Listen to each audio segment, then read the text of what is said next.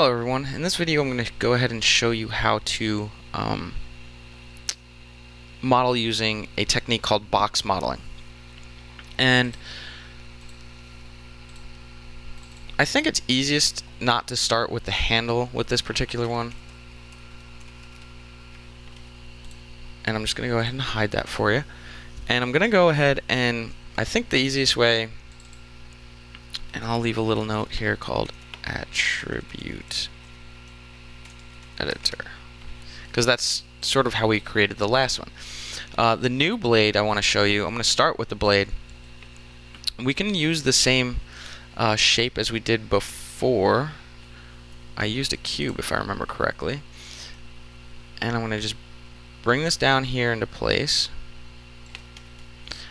and I can add some attributes to it before I get started. So I did, I think, one here or two here. Oops.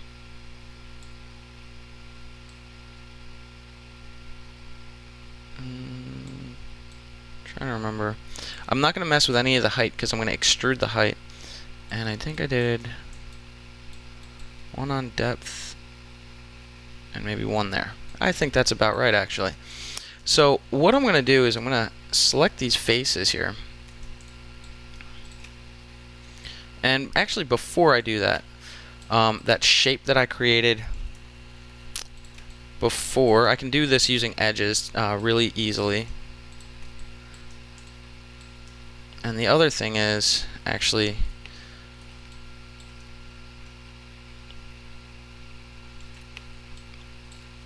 I'm going to bring this side in. And I'm just going to go ahead and take one double check. Yeah, that's how I did it. Alright, so this is the basic shape of what we had here, going off of the previous mesh that we created. And in this mesh, I'm just sort of getting it prepped to how we started the last one. And I would say that's give or take, maybe I brought these in a little bit more, I don't remember. Give or take something like that. And maybe make this a little bit thinner. Give or take. I don't know. Alright. And let's make it to the size we need it. Something like that. Now what we're going to do here is I can actually, there's like this little rope section here that might be a little bit thicker. Something like that. So from here, okay, I'm going to get into my Extrude tool. So I created this basic shape. I did use my attribute editor, but in combination with my attribute editor, selecting all of these faces, I can now get into my Extrude tool. Now the one way to do it is Edit, Mesh, Extrude, Control E. So Edit Mesh Extrude is one way. You'll see this pop open. Thickness is already highlighted. Whoop. And if you middle mouse button click on top of it, you'll see it just starts to pull the extrusion. Now, I'm going to go back and show you another way to do it. So Control E, that's another way to do this, and then same thing, thickness. And another way is right here in our poly modeling tool tab, Extrude, and then you can do thickness again. But the one thing I like to do, instead of using that actual extrude tool per se, like this handle here or these settings, I like to just go ahead, press the Extrude tool, and then I'll press W, and that'll give me my move tool. And then I'm just going to go ahead and drag upwards. I find this to be a much better way to do it because it's just a way that I'm used to modeling. I'm constantly using move tools, extrude tool, not extrude. I do use the Extrude tool a lot, but I use it in combination with my move and scale tool. And I'm going to go ahead and pull that, use the extrude tool and then bring it in just a little bit, and I'm just going to continue this all the way up, and maybe I even bring it out a little bit. I'm not worried about perfection, more so about learning. And the next thing I'm going to do is, once I finally get to the top of this blade, it looks like it extrudes out a little bit.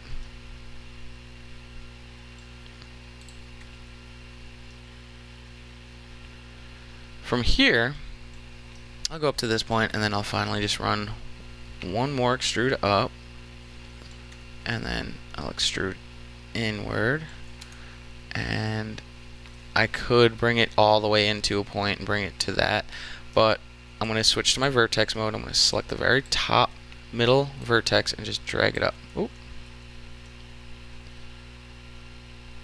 Something like that. And now I have a different way that I modeled the blade of the sword. So that's another style to modeling here. I'll go ahead and put this on a different layer. Actually, let's translate Y. Okay, so let me just go ahead and show you the difference. You can model each one either way. This is the way I did the attribute editor, and this is the way I did the extrude. You'll notice two differences between the two. The attribute editor evenly distributes your segments, which is a really good quality to have in a model. There are times where you do need to have, shorter distances between segments, or subdivisions. But in this case, this particular case, this sword with the even-sided or evenly lengthed subdivisions works a little bit better than this one. There's no right or wrong way to do it. There is better ways to have things modeled. In this particular instance, I wouldn't say either way is better than the other, because you can evenly, when you're extruding, evenly make the subdivisions. It's just a little bit more tricky, whereas this sort of is already pre-built in the attribute editor. I like the way the result of this topology came out better than this one, because I think I extruded a few too many segments. Not a big deal, not a big deal for you either, but it's just something I wanted to cover with you and show you what I mean. So for this one, I'll keep this one also.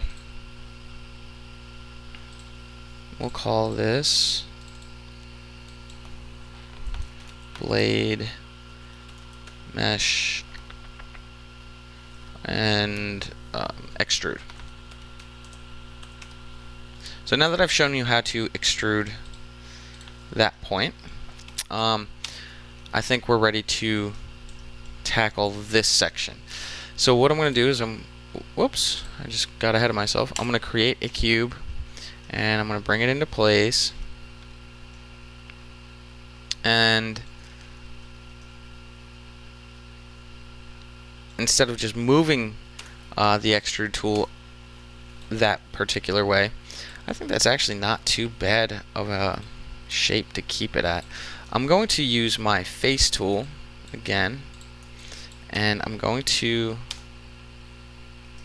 follow my references. Oop.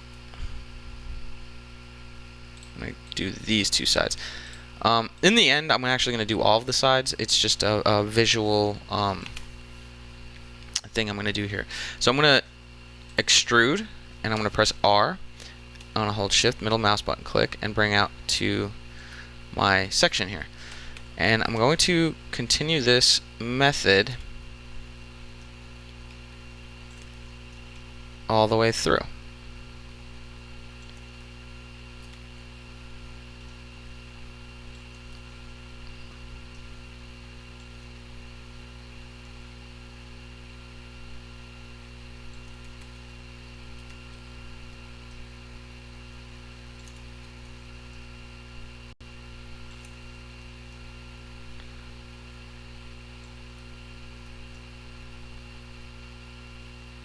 Okay.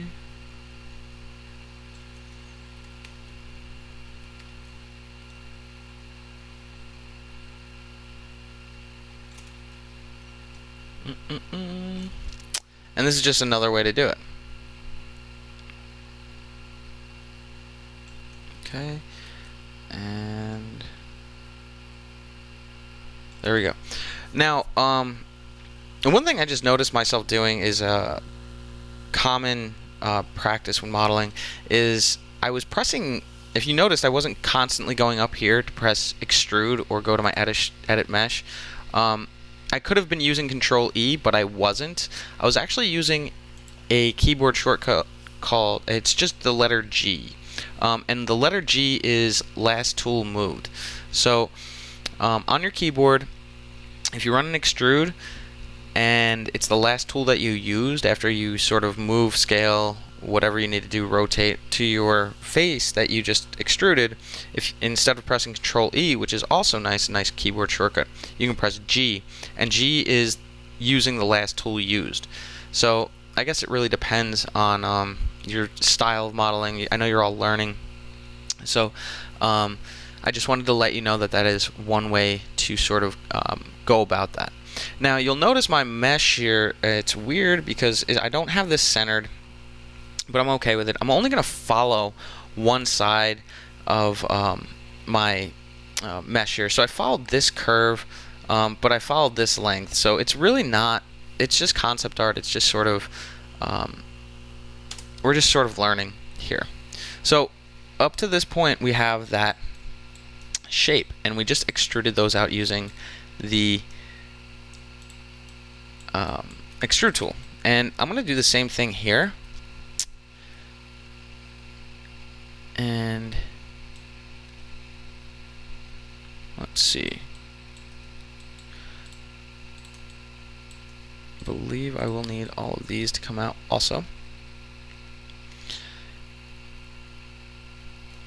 And I'm going to start to extrude these out. And in this case, I'm following this reference. Whoop. I only actually need these two phases. Extrude. And I'm going to just scale these out. And I'm going to follow the same reference on this one.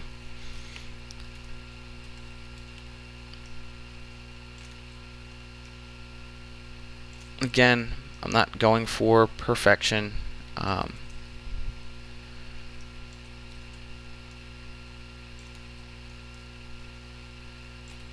As long as it's close enough, that's fine.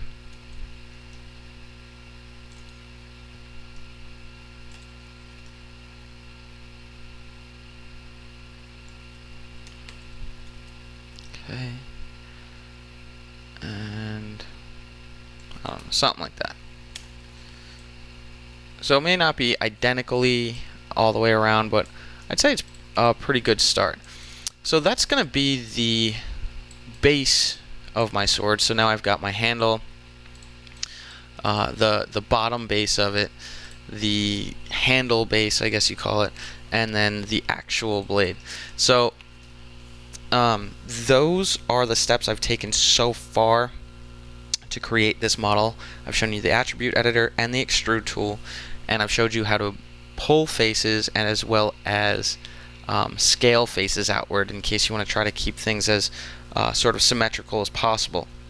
Now there are other ways to go about symmetry or mirroring objects, and we will get to that, but for now just go ahead and practice this style of modeling, and later in the semester, because it is complicated, we'll cover symmetry and mirroring, in future videos and future labs.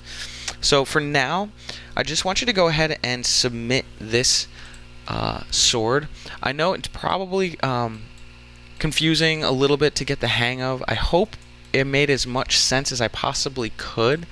We'll get more into a couple more complicated practices up here in future videos. And for now, all I want you to submit is this shape here. I don't expect yours does not need to look like mine. It does not need to look identical to mine. This is just the start of our mesh here. So we're going to continue working on this, and if you have any questions, be sure to message me. And if you're having any trouble, be sure to message me also, and I'll be more than happy to go ahead and give you assistance in any way. Anyway, this is the basic concepts of some really simple modeling practices, and we're going to get into more complicated exercises in the next video. Thanks for watching.